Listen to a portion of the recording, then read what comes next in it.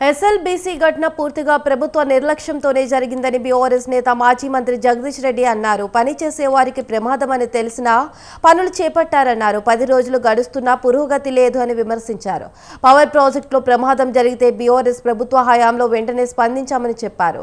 Recovery వెంటనే చేపట్టి power ఉత్పత్తి చేశామని, కాంగ్రెస్ ప్రభుత్వం చేతగానితనం వల్ల ప్రమాదం జరిగిందని ఆరోపించారు. ఎస్ఎల్బీసీ ఘటనపై విచారణ జరిపించాలని జగదీష్ రెడ్డి డిమాండ్ చేశారు. ఈ ఘటన పూర్తిగా ప్రభుత్వ నిర్లక్ష్యం వల్లనే జరిగింది. పూర్తిగా ప్రభుత్వం యొక్క నిర్లక్ష్యం, రాష్ట్ర ప్రభుత్వం యొక్క నిర్లక్ష్యం.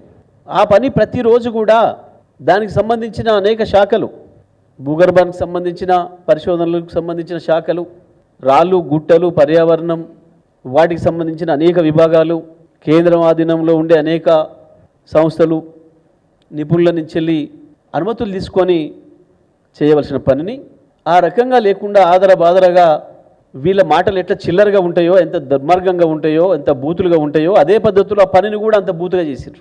అక్కడ పనిచేయడానికి కార్మికులు ఉన్నారని, వాళ్ళ ప్రాణానికి ప్రమాదం ఉంటుందన్న సోయి కూడా లేకుండా పూర్తిగా రాష్ట్ర ప్రభుత్వ నిర్లక్ష్యం వల్లనే జరిగింది.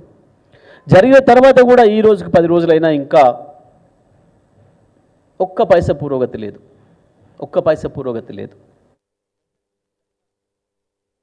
మోదీని కలిసి వచ్చాక సీఎం రేవంత్ రెడ్డి కొత్త ట్రెండ్ మొదలు పెట్టారని మాజీ మంత్రి జగదీష్ రెడ్డి అన్నారు. రేవంత్ రెడ్డి మోదీ ఏజెంట్గా మాట్లాడుతున్నారన్నారు.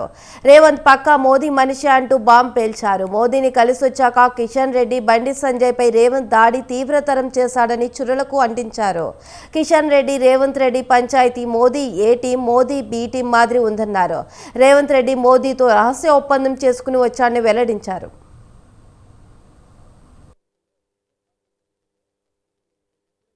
పోయి రేవంత్ రెడ్డి మోడీతో మాట్లాడొచ్చిండో, తెల్లవారి నుంచి ట్రెండ్ మార్చిండు. కిషన్ రెడ్డి మీద దాడి చేస్తున్నాడు, బండి సంజయ్ మీద దాడి చేస్తున్నాడు, మోడీకి కితాబిస్తున్నాడు. తెలంగాణలో కూడా మోడీ ఏ టీం బి టీం పంచాయతీలాగా కనబడుతుంది. తెలంగాణ రాజకీయ నాయకులు, కార్యకర్తలు, విశ్లేషకులు ఎవరికైనా ఈజీగా అర్థమవుతున్న విషయం. మోడీకి కితాబిస్తూ కిషన్ రెడ్డి పైన, ఇంకా ఇతర బీజేపీ నాయకులపైన దాడి చేయడం అంటే ఇది స్పష్టంగా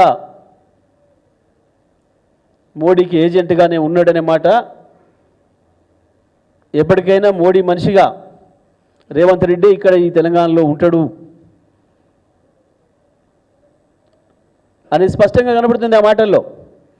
మరి కాంగ్రెస్ పార్టీ కార్యకర్తలు ఏమర్థం చేసుకుంటున్నారో, ఆ రాహుల్ గాంధీకి ఏమర్థమవుతుందో,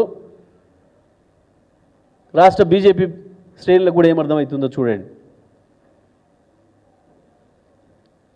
మోడీ దగ్గర నుంచి బయటకు వచ్చే మరుక్షణం నుంచే మొదలైంది. ఢిల్లీ చిట్చాట్తోనే మొదలైంది. ఏ రహస్య ఒప్పందం చేసుకొని వచ్చాడు.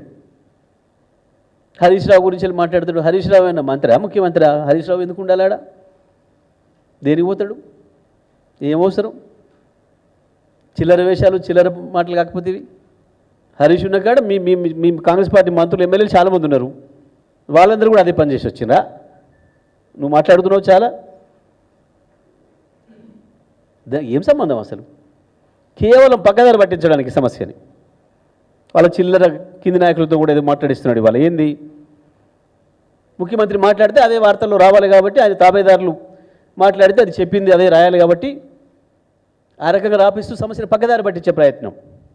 ప్రతి క్షణం ప్రభుత్వం నడిపేది మంత్రులు కాబట్టి, ముఖ్యమంత్రి మంత్రులు కాబట్టి వాళ్ళు ఉండాలి. ప్రతిపక్షంగా మా బాధ్యతగా మేము ఏం చేయాలో చేస్తున్నాం.